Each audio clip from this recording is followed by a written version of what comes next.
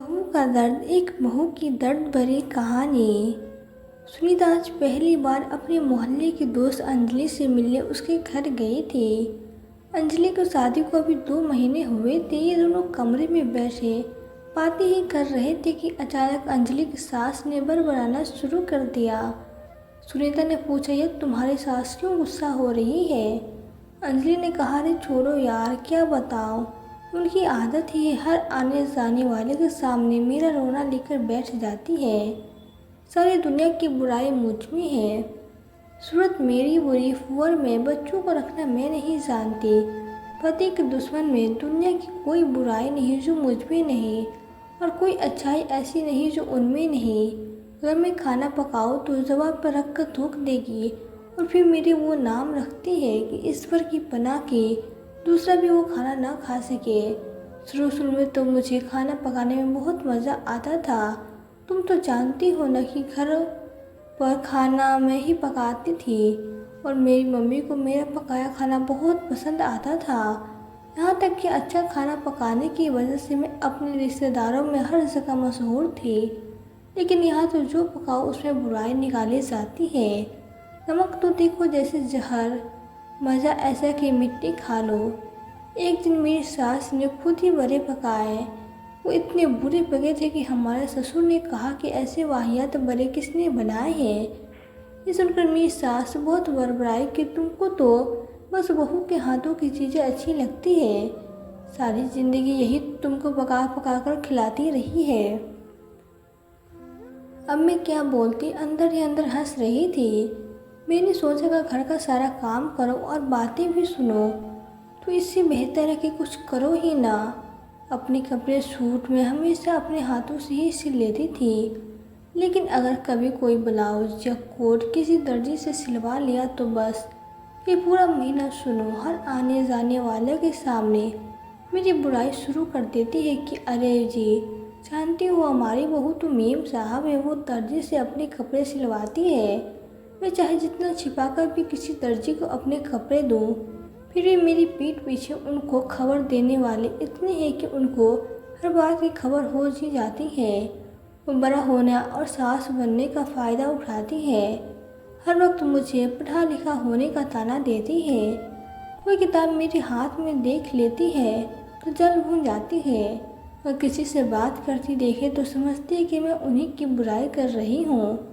उनको मेरी कोई भी बात पसंद नहीं आती।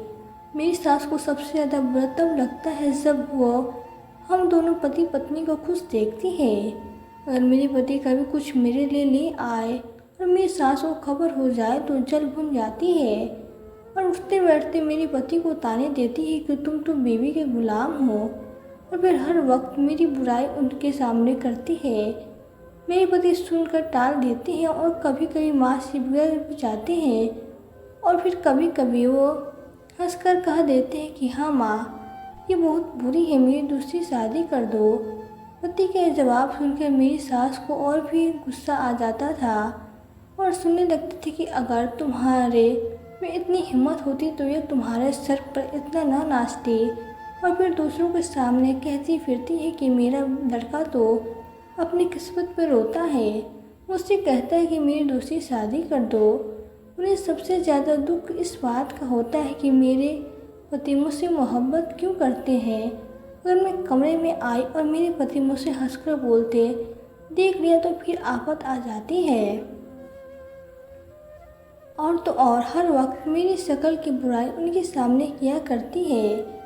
मेरे पति की शरारत में कह देते हैं कि अम्मा, सारी बुराई तो ठीक है, लेकिन शक्ल तो उसकी बहुत अच्छी है। मेरे पति की इतना कहना कि फिर सास को जैसे मिर्ची लग जाती हो। शर्म नहीं आती है तुझे? जोरों की तारीफ करता है मेरे सामने। मेरे पति को तो ये सुनकर हंसी आ जाती है, लेकिन मेरा दिल जल जाता है। मेरी देवरानियाँ जेठानियाँ सास की कड़वी जुबान की वजह से घर से अलग होकर शहर में रहती है। जब भी वो सब थोड़े दिनों के लिए घर आती है तो 2-4 घंटे तो उनकी खातिर होती है, और फिर उनमें से बुराई निकालना शुरू कर देती है। बुरी तो सारी बहुएं हैं, लेकिन सबसे ज़्यादा बुरी मैं हूँ। जब से सारी बहुएं घर आती है तो मुझे ये ताना मिलता है कि मैंने सारी बहुओं को बुलाकर सास के खिलाफ मिस कोड बनाई है। बदकिस्मती से मैं थोड़ी पढ़ी लिखी हूँ तो मेरी सास मुझे मीम साहब कहकर बुलाती है।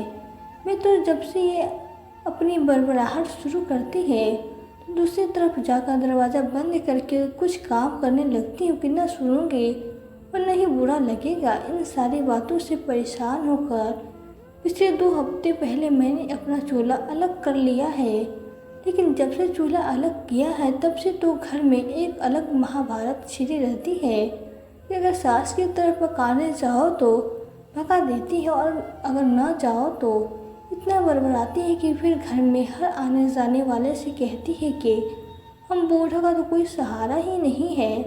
ऐसी बहू मिली कि एक रोटी भी पकाकर नहीं खिला सकती है। अब तुम ही बताओ यार, मैं क्या करूँ? आज सुबह से बड़ाई जा रही है, पता नहीं कौन सी शिकायत हो गई है। मैं तो अब ध्यान ही नहीं देती हूँ, बड़बड़ाने दो। दोस्तों, हमारी आज की वीडियो आपको कैसी लगी? अगर वीडियो अच्छी लगी हो तो वीडियो को लाइक कर दे, चैनल को सब्सक्राइब कर दे। मिलते हैं फिर नई वीडियो में, तब तक के लिए धन्यवाद।